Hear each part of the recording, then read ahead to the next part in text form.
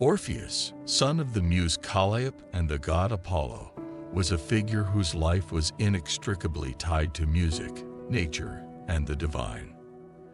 From the moment he was born, it was clear that he was destined for greatness, his very existence a testament to the power of the arts. The lyre, given to him by Apollo, was not just an instrument but an extension of his soul, a means through which he could express the deepest emotions, thoughts, and desires that dwelled within him. Orpheus's music was unlike any other. When he played, the very air seemed to vibrate with the purity of the notes.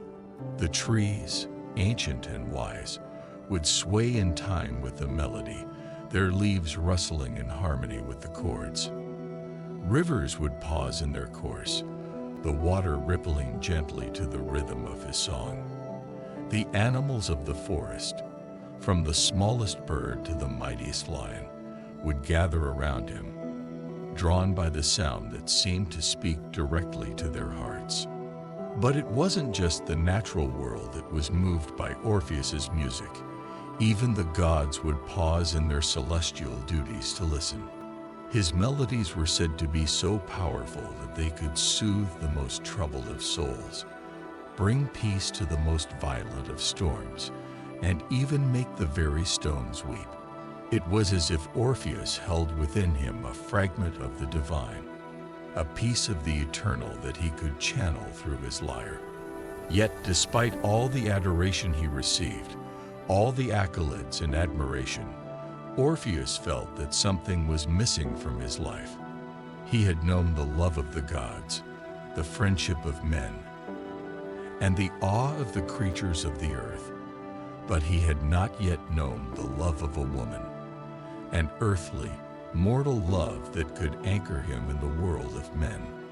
As Orpheus wandered through the ancient forests, playing his lyre and contemplating the love that eluded him, fate brought him to a sun-drenched glade where he first laid eyes on Eurydice, a nymph whose beauty was surpassed only by her kindness and grace.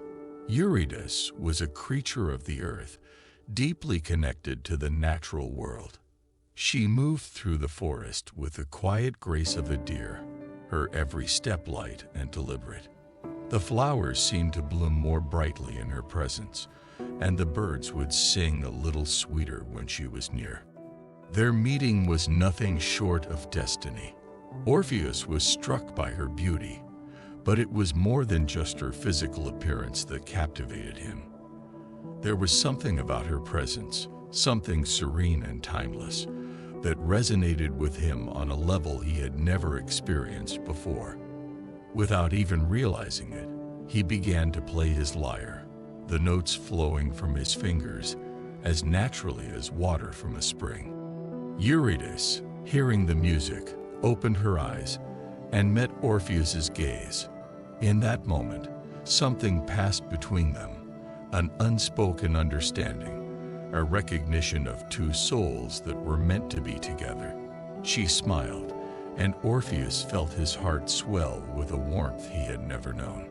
It was as if the music that had always been within him had found its perfect counterpart in her.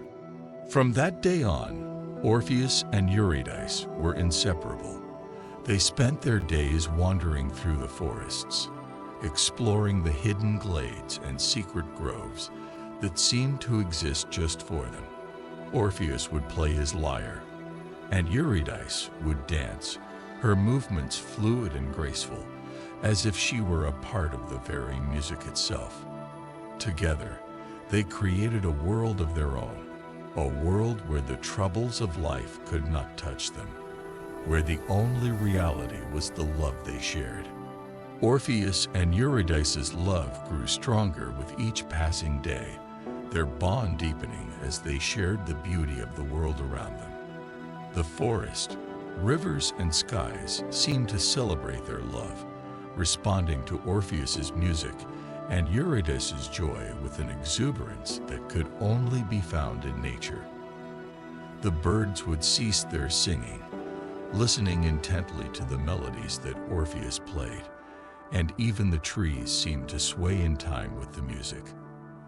The flowers turned their faces towards them, as if basking in the warmth of their love.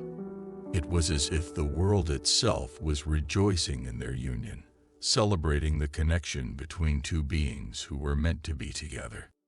Despite the sense of serenity that surrounded them, Orpheus and Eurydice were not immune to the whispers of the world outside their enchanted forest.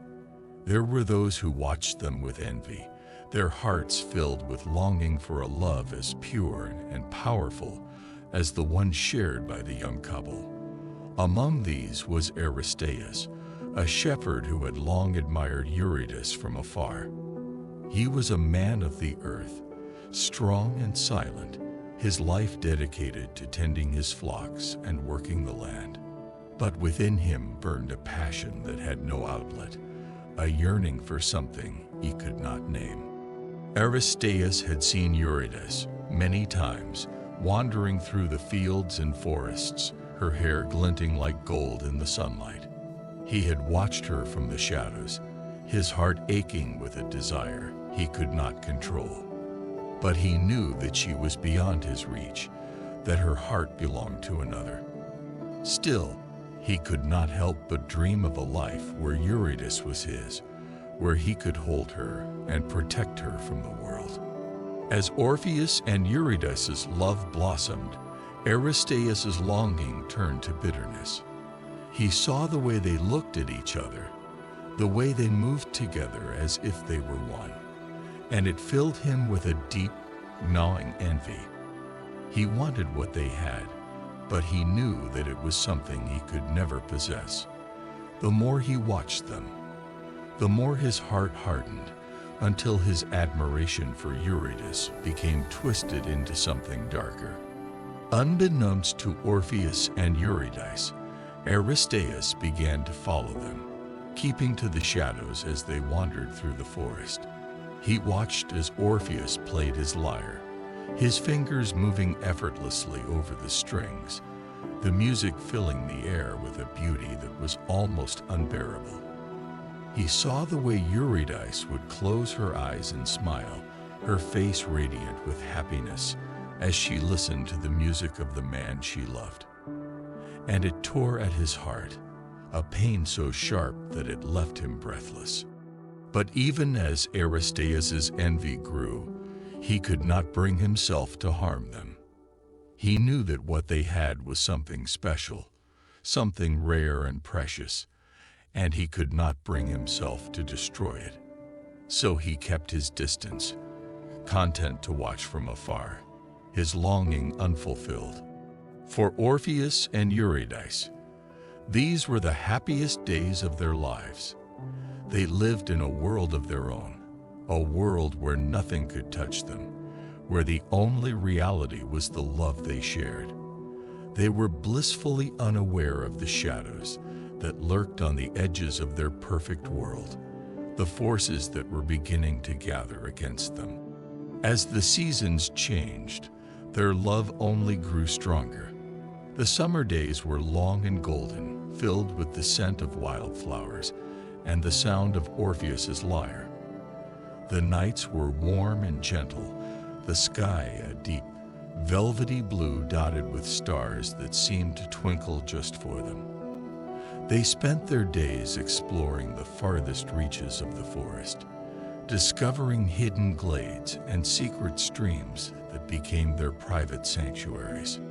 In one such glade, they found a place that seemed to be made just for them, a small clearing surrounded by ancient oaks, with a crystal-clear stream running through the center. The ground was carpeted with soft, green moss, and the air was filled with the sweet scent of honeysuckle. It was here that they would come to escape from the world, to be alone together, freed from the cares and worries of life. Orpheus would sit by the stream, his lyre in his lap, and play soft, haunting melodies that seemed to blend with the sound of the water as it babbled over the stones.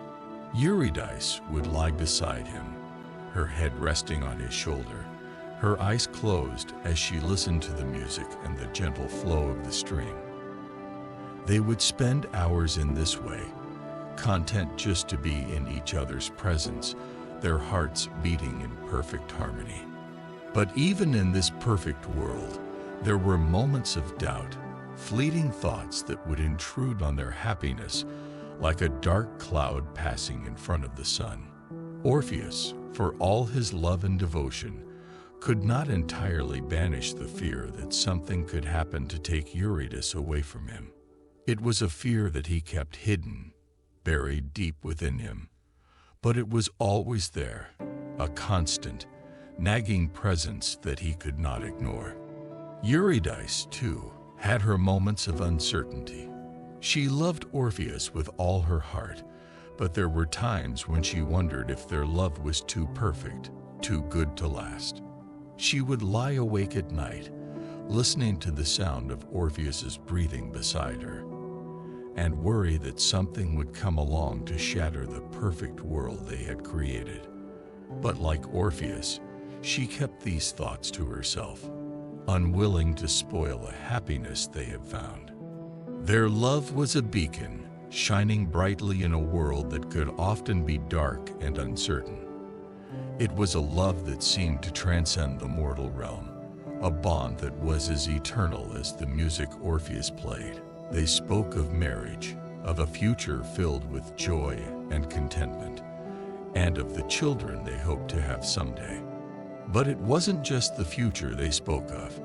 They also shared stories of their pasts, of the lives they had led before they found each other. Eurydice would tell Orpheus of her life as a nymph, of the quiet, simple existence she had led in the forest, content with the company of the animals and the beauty of nature. Orpheus would speak of his travels, of the places he had seen and the people he had met, and how none of it had ever truly satisfied him until he found Eurydice. As the night deepened, the fire would burn low, casting flickering shadows on the ground.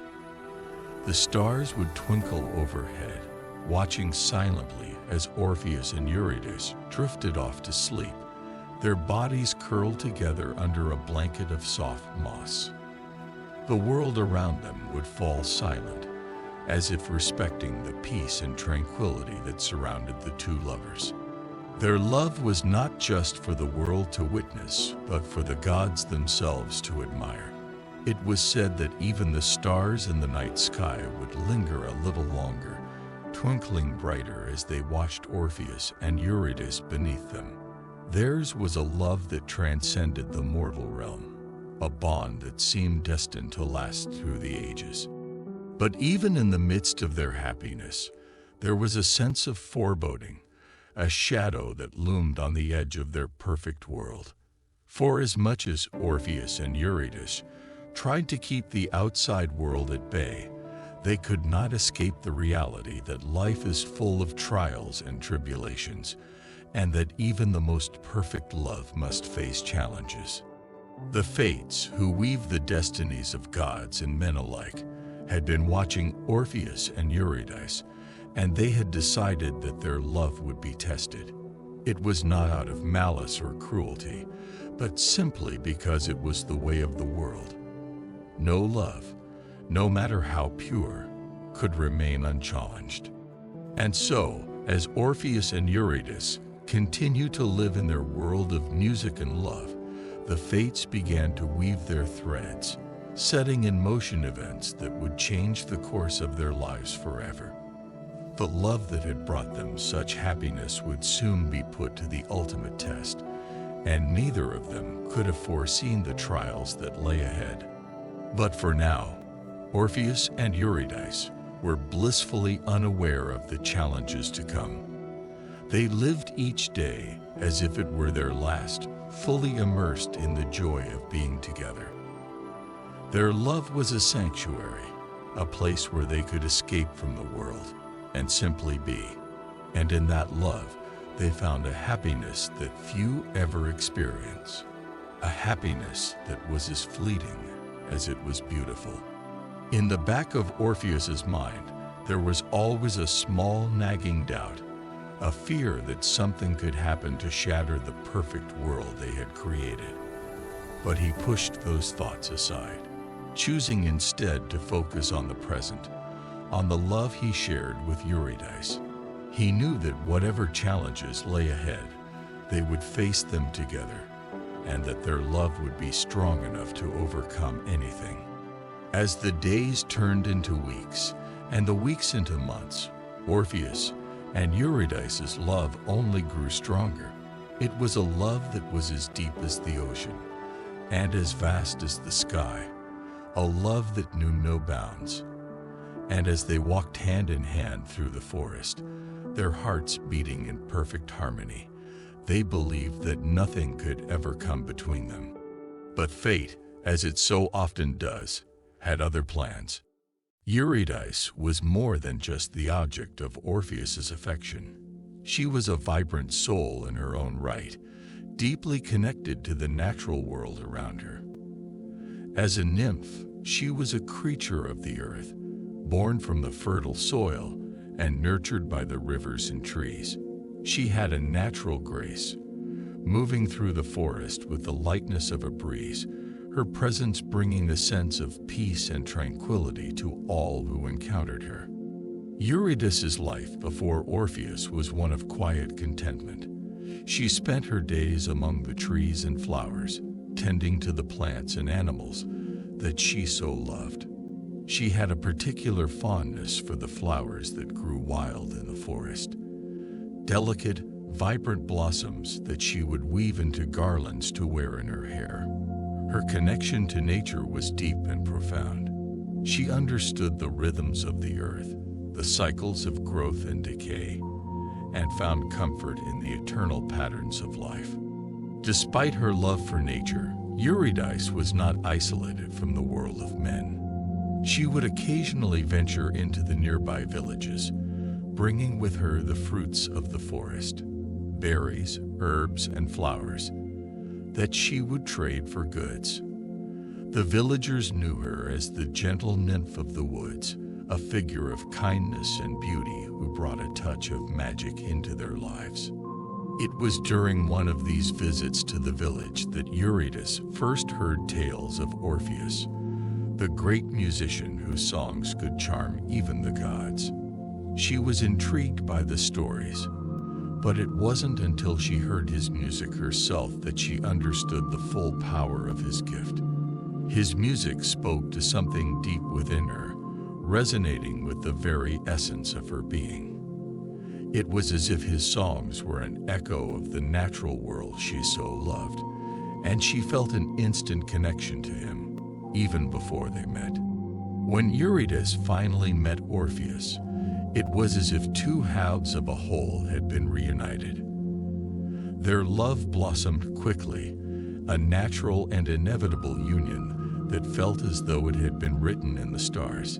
Together, they created a life of joy and harmony, their love reflected in the beauty of the world around them. But as happy as Eurydice was with Orpheus, there was always a part of her that remained connected to the forest, to the life she had known before him. She would often wander the woods alone, finding solace in the quiet places where the trees grew thick and the light filtered through the leaves in golden beams. It was in these moments of solitude that she felt most at peace, her soul attuned to the whispers of the wind and the rustle of the leaves. On the day of her death, Eurydice awoke with a sense of unease, a feeling that something was not quite right.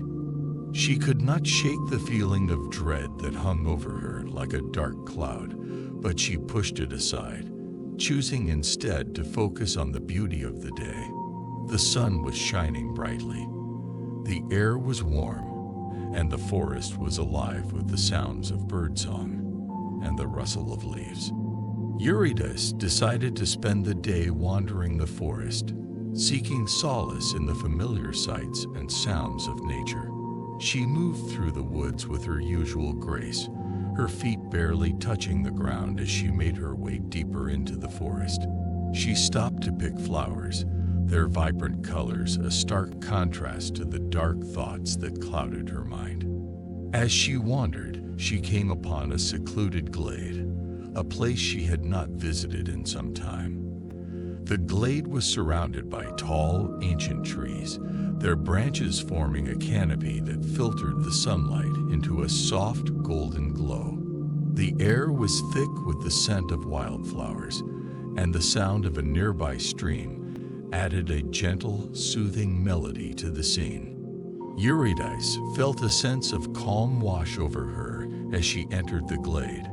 She took a deep breath, inhaling the sweet scent of the flowers, and felt the tension in her body begin to melt away.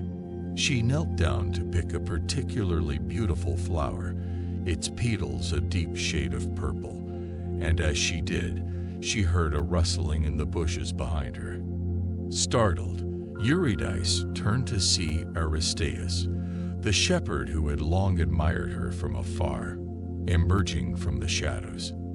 His eyes were fixed on her, his expression intense and unreadable. Eurydice felt a shiver of fear run down her spine as she took a step back, her heart pounding in her chest.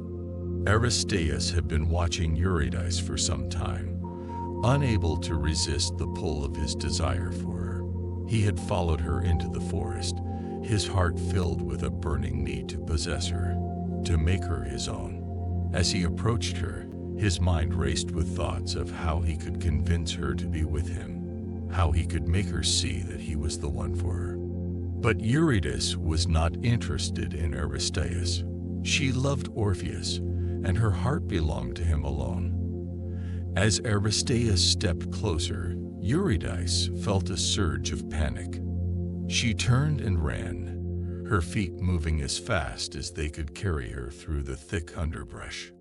The forest, which had always been a place of peace and safety for Eurydice, now seemed to close in around her, the trees and bushes forming a maze that trapped her in its grasp. The once familiar paths now seemed foreign and confusing, and Eurydice could feel the weight of Aristaeus' pursuit behind her, his footsteps pounding in her ears as she raced to escape. Eurydice's heart was pounding in her chest, her breath coming in short, ragged gasps as she pushed herself to run faster. She could hear the sound of Aristaeus' footsteps growing closer, his breathing heavy as he chased after her. She knew she could not outrun him forever, but she had to try. She had to get away. As she ran, Eurydice's mind raced with thoughts of Orpheus.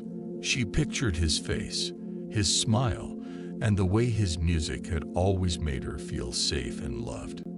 She knew she had to get back to him, had to find a way to escape this nightmare and return to the life they had built together. But fate, it seemed, had other plans. As Eurydice fled through the forest, she did not see the snake lying in wait among the tall grass. Its body was coiled, its eyes fixed on her as she approached. In her panic, Eurydice's foot caught on a root, and she stumbled, falling to the ground. In that moment, the snake struck, its fangs sinking deep into her ankle. Eurydice cried out in pain, her voice echoing through the trees as the venom spread through her veins. She clutched her ankle, tears streaming down her face as she tried to crawl away. But her strength was fading fast. The world around her began to blur, the trees and sky spinning as the venom took hold. In her final moments, Eurydice thought of Orpheus, of the life they had shared, and the love that had brought them so much happiness. She whispered his name, her voice barely a breath, as the darkness closed in around her. And then there was nothing. When Orpheus found Eurydice, her body was still and cold, the light gone from her eyes. His heart shattered at the sight of her, the love of his life taken from him in such a cruel and senseless way. He knelt beside her, his hands trembling as he touched her lifeless form, disbelief and sorrow washing over him in waves.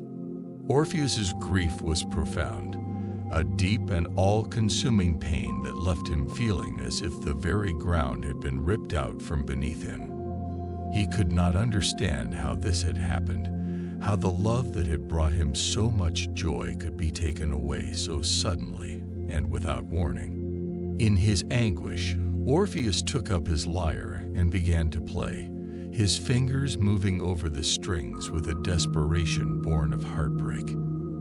The music that flowed from the instrument was raw and powerful, filled with the depth of his sorrow and the intensity of his love for Eurydice.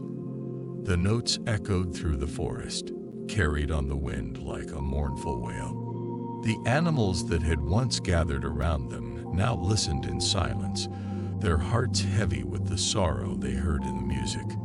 The trees, too, seemed to bow their heads, their branches drooping in mourning.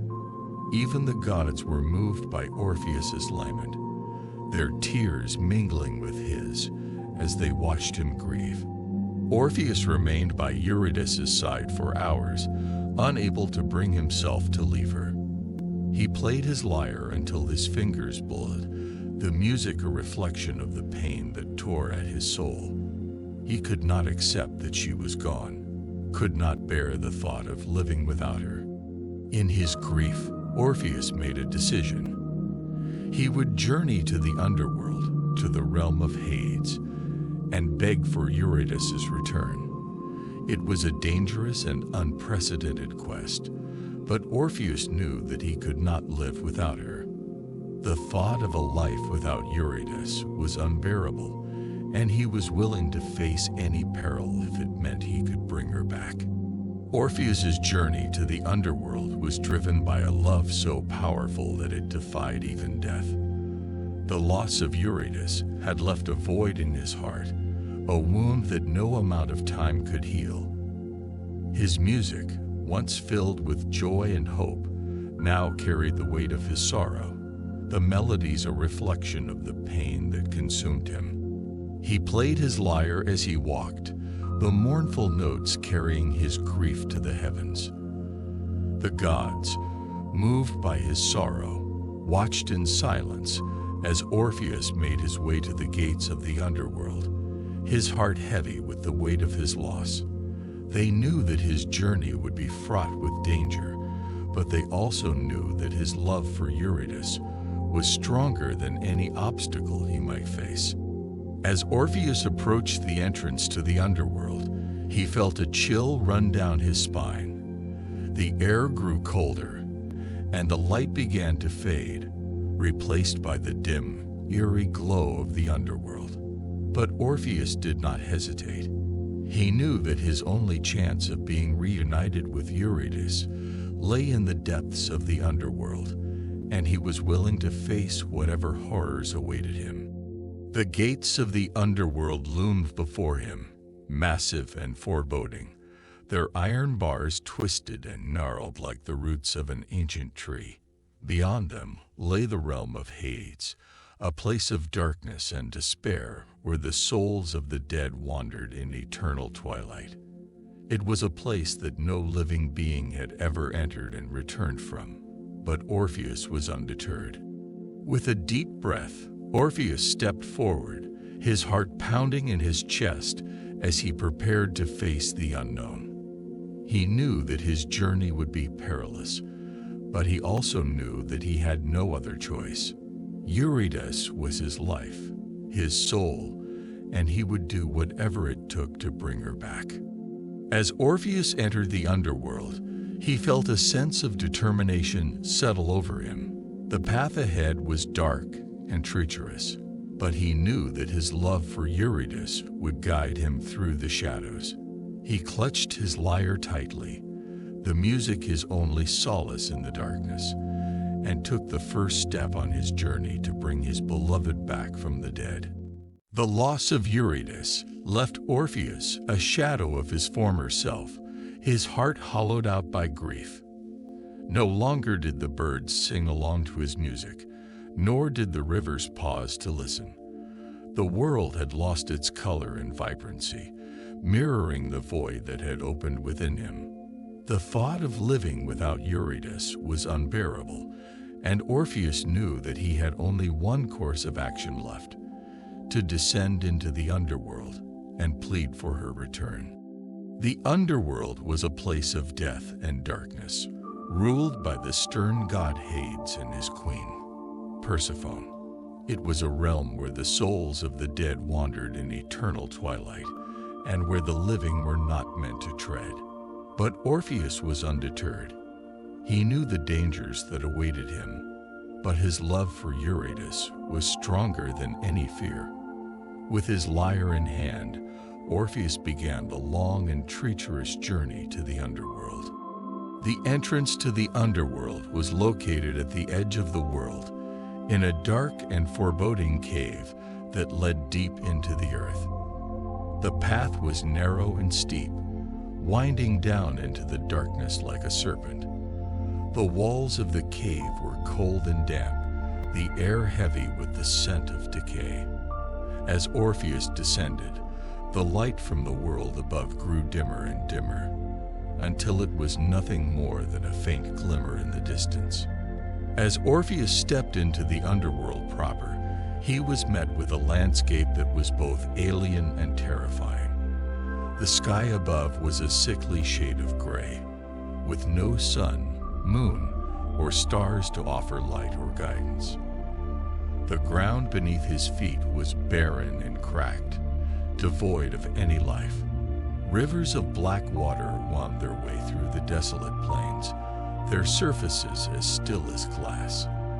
The air was thick with a foul stench, a mix of sulfur and rot that made Orpheus's stomach churn. The land was dotted with jagged rocks and twisted trees, their branches bare and lifeless. In the distance, Orpheus could see towering mountains that seemed to touch the sky, their peaks shrouded in dark clouds. The landscape was oppressive, a reflection of the despair that filled the souls who dwelled there. As Orpheus walked, he encountered spirits of the dead, their forms pale and translucent. They wandered aimlessly, their faces twisted in sorrow and despair. Some reached out to Orpheus as he passed, their voices no more than faint whispers carried on the wind. But Orpheus did not stop. He could not afford to be distracted by the suffering of others. His only goal was to find Eurydice. Orpheus's first real challenge came when he reached the river Styx, the boundary between the world of the living and the world of the dead. The river was wide and black, its waters swirling with the souls of the damned. On the far side stood the ferryman, Charon, a skeletal figure draped in tattered robes.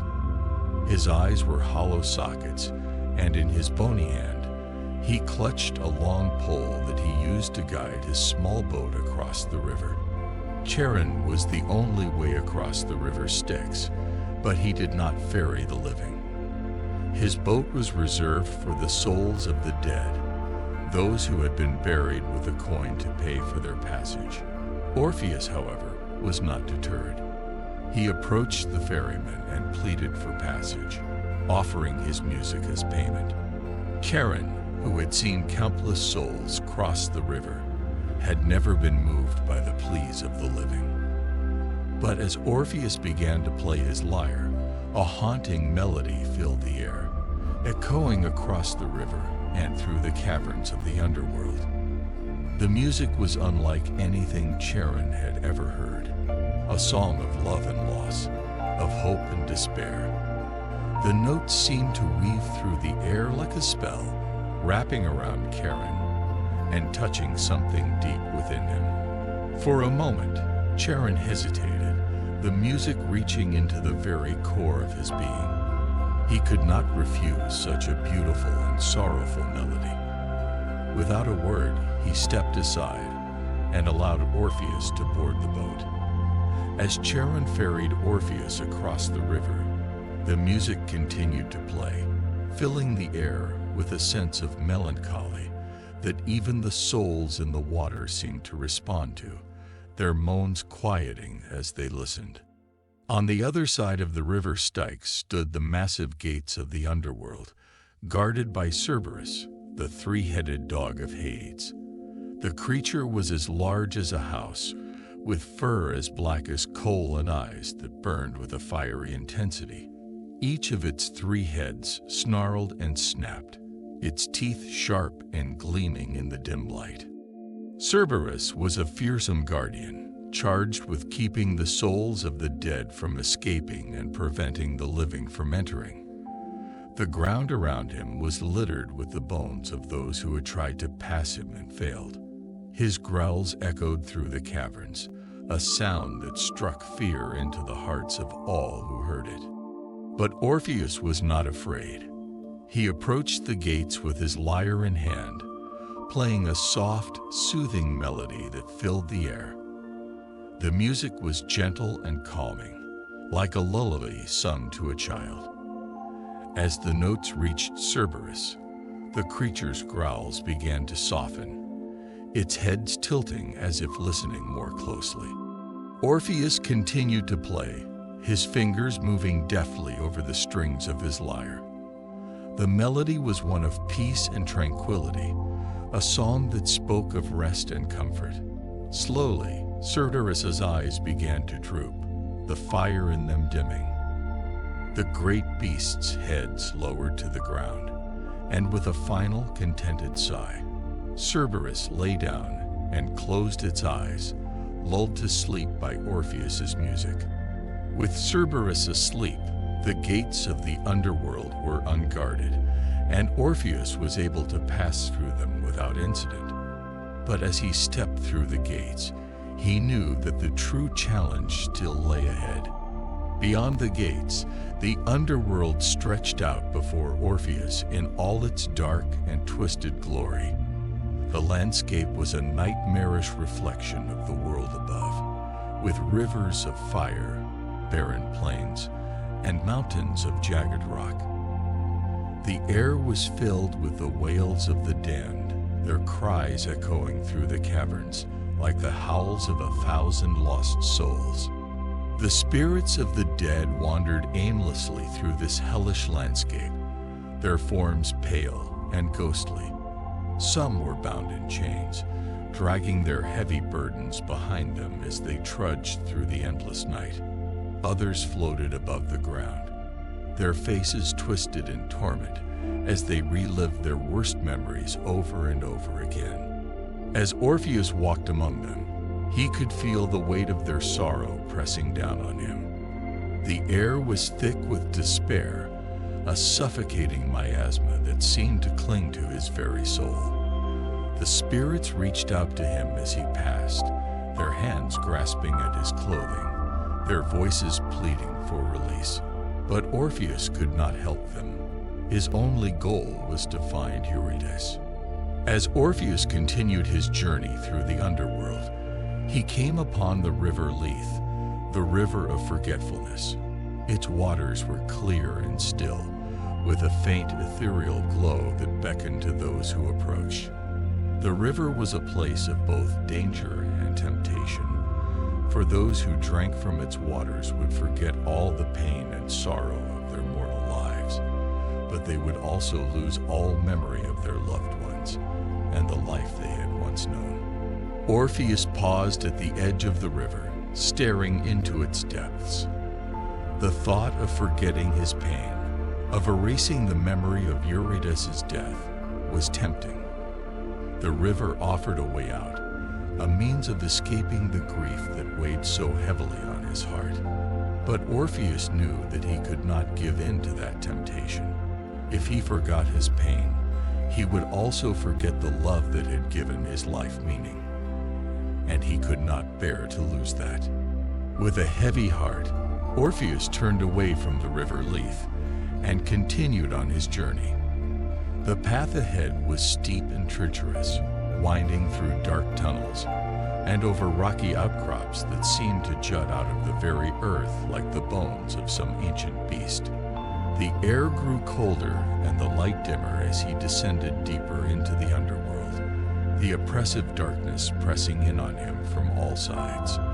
At last, after what felt like an eternity, Orpheus reached the palace of Hades and Persephone. The palace was a massive structure carved out of the very rock of the underworld. Its walls were black as night, and its towers reached up into the darkness, their peaks lost in the shadowy sky. The gates of the palace were made of iron, and they creaked open slowly as Orpheus approached, the sound echoing through the empty halls like the tolling of a funeral bell.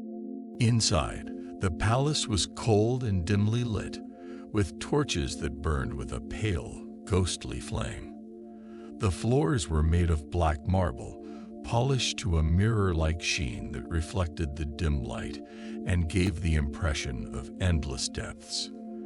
The air was heavy with the scent of incense, mingled with the faint, metallic tang of blood. Orpheus walked through the empty halls, his footsteps echoing off the walls as he made his way toward the throne room.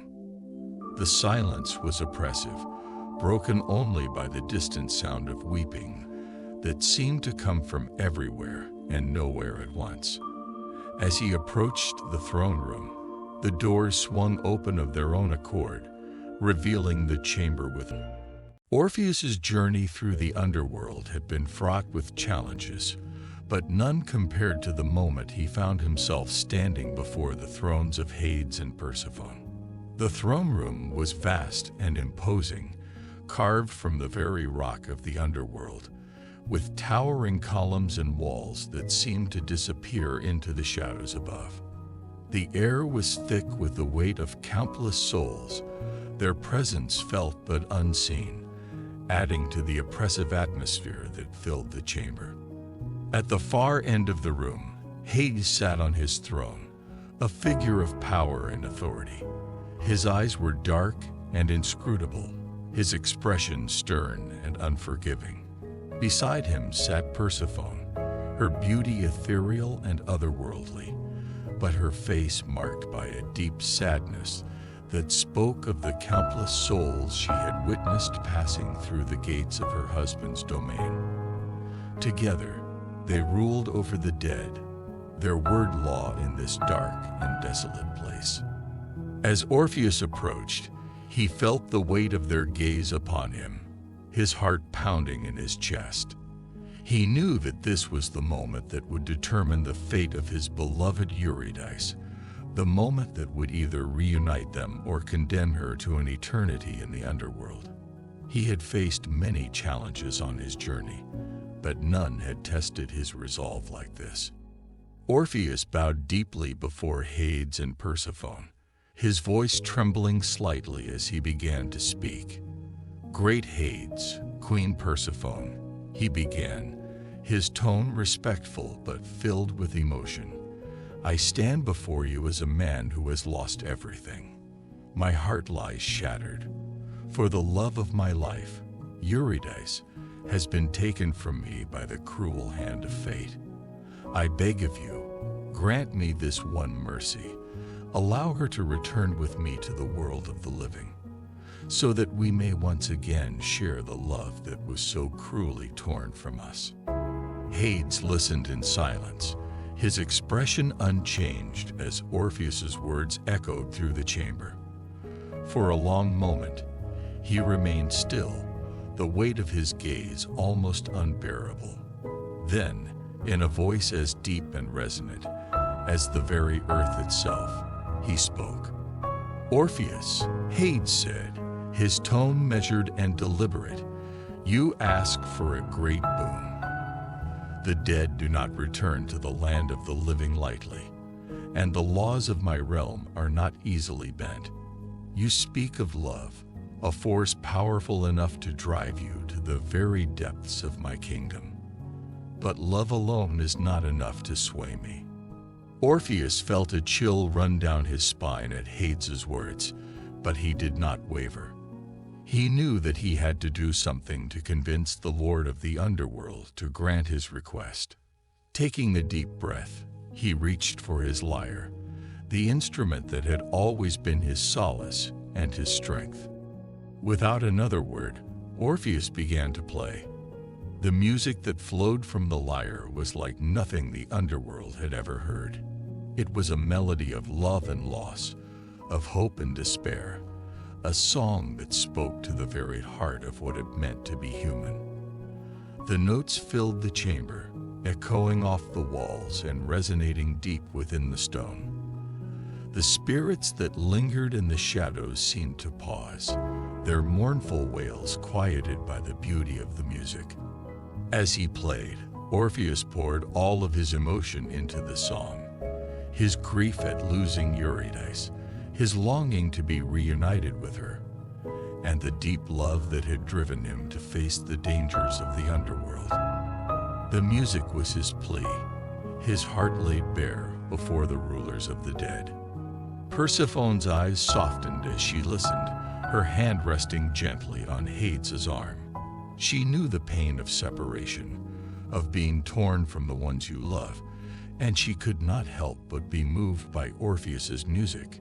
She leaned in closer to Hades, her voice a soft whisper as she spoke. "Husband," Persephone said, her tone gentle but insistent, "this man's love is true. It has brought him to the very gates of our kingdom, and his music speaks of a heart that is pure and devoted. Surely we can show mercy in this one instance. Let us grant him his request and allow Eurydice to return with him to the world above." Hades was silent for a long moment, his gaze fixed on Orpheus. He could feel the sincerity in the music, the depth of the love that had driven this man to such lengths. But he was a god of the dead, and the laws of his realm were not to be taken lightly. Still, he could not ignore the plea of his queen, nor the power of the music that filled the chamber. Finally, Hades spoke, his voice heavy with the weight of his decision. "Very well, Orpheus," he said, his tone grave, "I will grant your request. Eurydice shall return with you to the world of the living. But there is one condition. As you lead her out of the underworld, you must not look back. If you do, even for a moment, she will be lost to you forever." Orpheus felt a surge of relief at Hades' words, but it was quickly tempered by the condition that had been placed upon him. He knew that the journey back to the surface would be long and treacherous, and the temptation to look back at Eurydice, to reassure himself that she was truly there, would be overwhelming. The weight of this condition pressed down on him, filling him with doubt and fear. As Hades' words echoed in his mind, Orpheus felt a deep internal struggle begin to take hold. He had come so far, faced so many challenges, and now he was being asked to undertake the most difficult task of all, to trust in something he could not see, to resist the urge to look back and ensure that Eurydice was following him. It was a test of his faith, not only in the gods, but in himself and in the love that had driven him to this point. Orpheus and Eurydice began their ascent from the underworld, the path ahead steep and treacherous, winding through dark tunnels and rocky terrain. The journey back to the surface was a physical and emotional trial, one that tested Orpheus's resolve and strength at every step.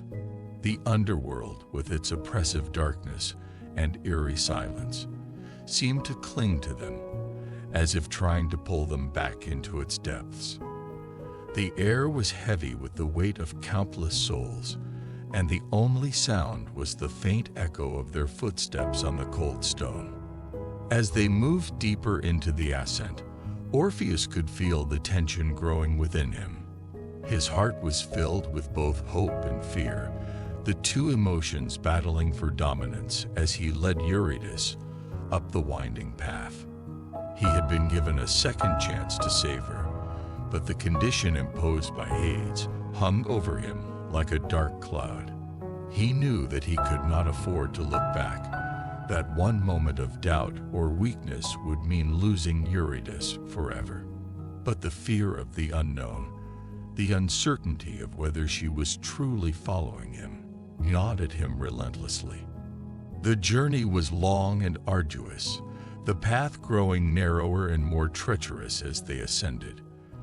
The faint light from the surface seemed impossibly far away, a distant glimmer that offered both hope and a cruel reminder of the stakes. Orpheus's mind raced with thoughts of what could go wrong. What if Eurydice was not really there? What if she had been taken back by the underworld, her presence no more than a cruel illusion? These doubts swirled in his mind, threatening to overwhelm his resolve. As they continued the ascent, Orpheus's internal struggle intensified. Every step felt like a battle, his thoughts consumed by the fear of failure. The memory of Hades's words echoed in his mind, a constant reminder of the price of a single mistake. He knew that he had to trust in the love that had brought him this far, but the fear of losing Eurydice again was almost too much to bear. The weight of the condition pressed down on him, his heart heavy with the knowledge that one wrong move would mean the end of everything he had fought for. The path grew steeper, the air colder and more oppressive as they neared the surface. The darkness of the underworld seemed to close in around them, the silence deafening in its intensity. Orpheus could feel his resolve wavering, the temptation to look back growing stronger with each step. The thought of seeing Eurydice, of confirming that she was really there, was overwhelming.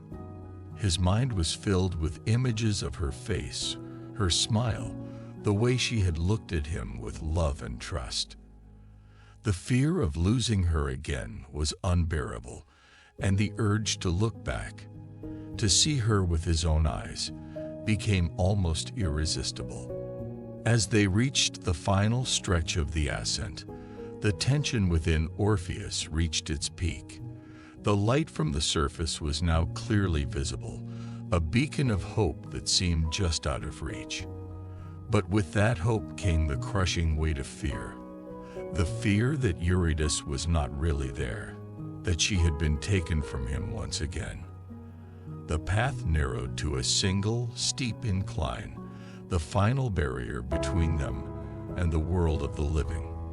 Orpheus could feel his heart pounding in his chest, his breath coming in short, ragged gasps as he struggled to maintain his composure. In that moment, doubt overcame him. The fear, the uncertainty, the unbearable weight of the condition.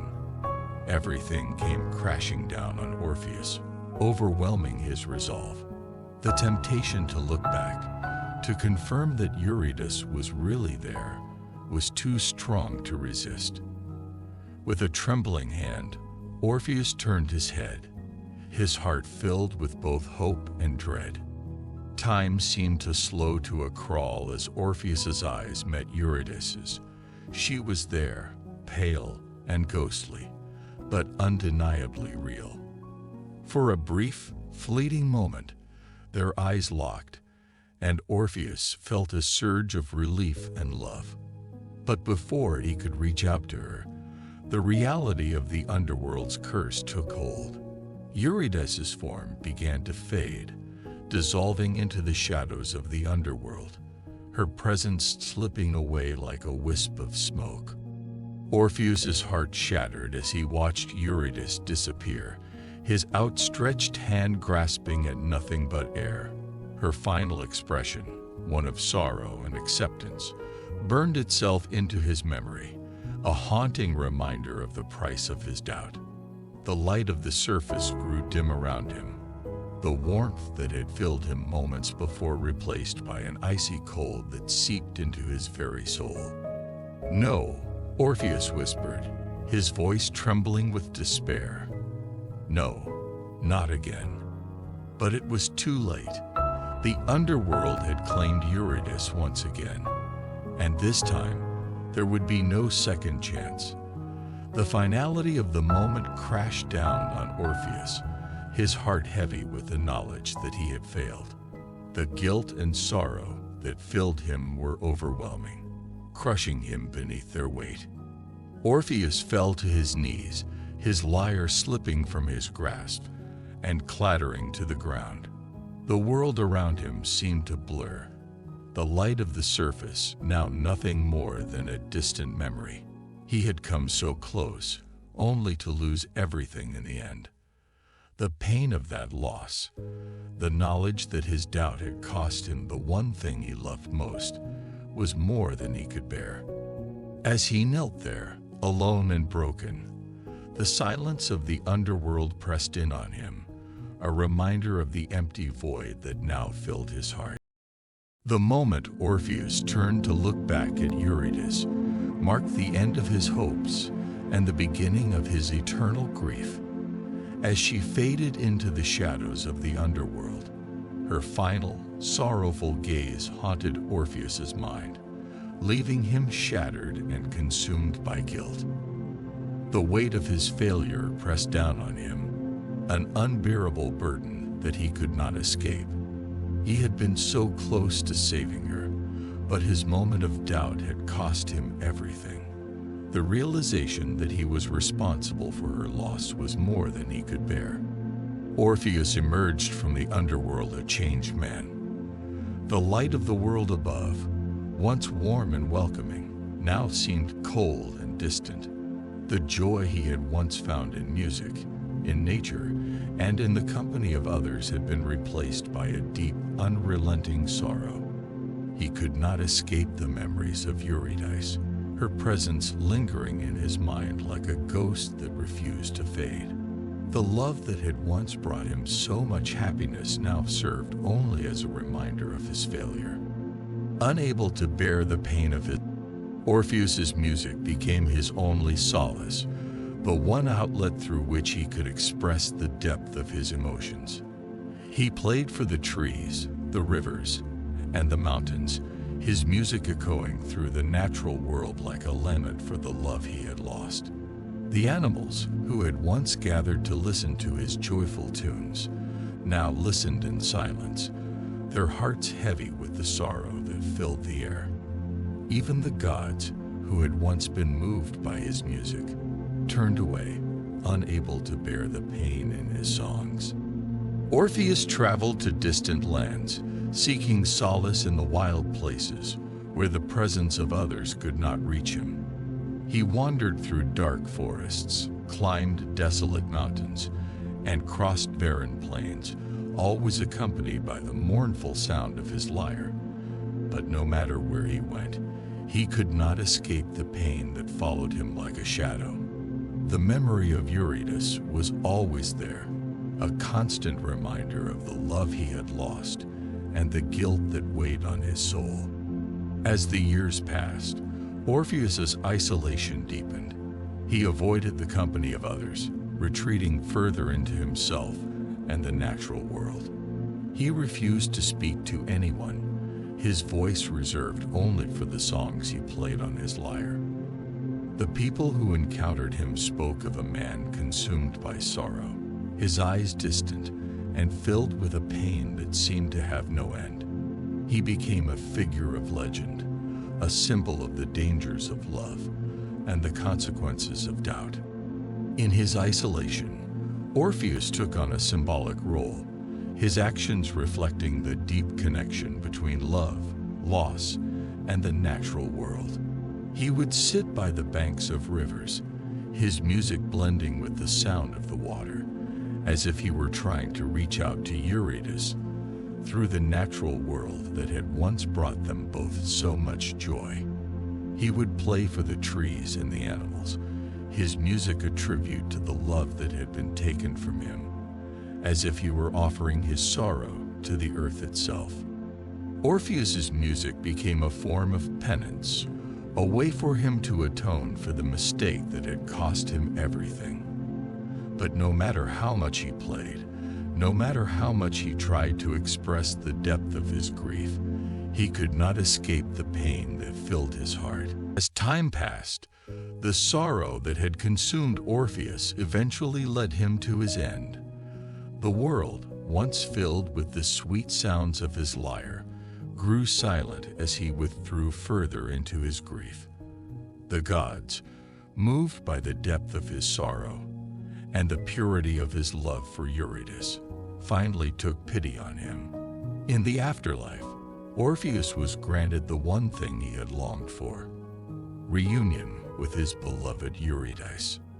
In the peaceful fields of Elysium, the realm reserved for the souls of the virtuous, Orpheus and Eurydice were reunited at last. No longer bound by the mortal world's pain and suffering, they found the peace that had eluded them in life. Together, they wandered through the sunlit meadows, their hands intertwined as they once again shared the love that had been so cruelly torn from them. The music of Orpheus's lyre filled the air, not with the mournful notes of his grief, but with melodies of joy and contentment, as he and Eurydice found their eternal rest. As you listen to the final notes of Orpheus's Lament, allow the soothing melodies to guide you into a state of peace and relaxation. Picture the gentle scenes of Elysium, where the light is soft and warm, and the air is filled with the fragrance of blooming flowers. Imagine Orpheus and Eurydice walking together through the endless fields, their hearts free from the pain and sorrow that once weighed them down. The story of Orpheus is one of love and loss, of the trials that test the strength of our hearts, and of the ultimate peace that comes when we find the ones we love. As you drift off to sleep, let these themes of enduring love and the power of music to heal the soul carry you into a restful slumber. The soft, gentle tones of Orpheus's lyre are a reminder that even in the darkest moments, there is light and hope to be found. The legend of Orpheus and Eurydice teaches us that love is a force that transcends even death. Their story reminds us of the power of music to express the deepest emotions and to bridge the gap between the living and the dead. As you close your eyes and let the music carry you away, remember that love, in its purest form, is eternal. It endures through all trials, and even when it seems lost, it finds a way to bring peace and comfort to our hearts. Allow yourself to be enveloped by the gentle sounds and peaceful imagery, letting go of the worries and stresses of the day. As you drift off to sleep, know that you are surrounded by the same love and peace that Orpheus and Eurydice found in each other. Let this story be a reminder that, in the end, love always finds a way to bring us home.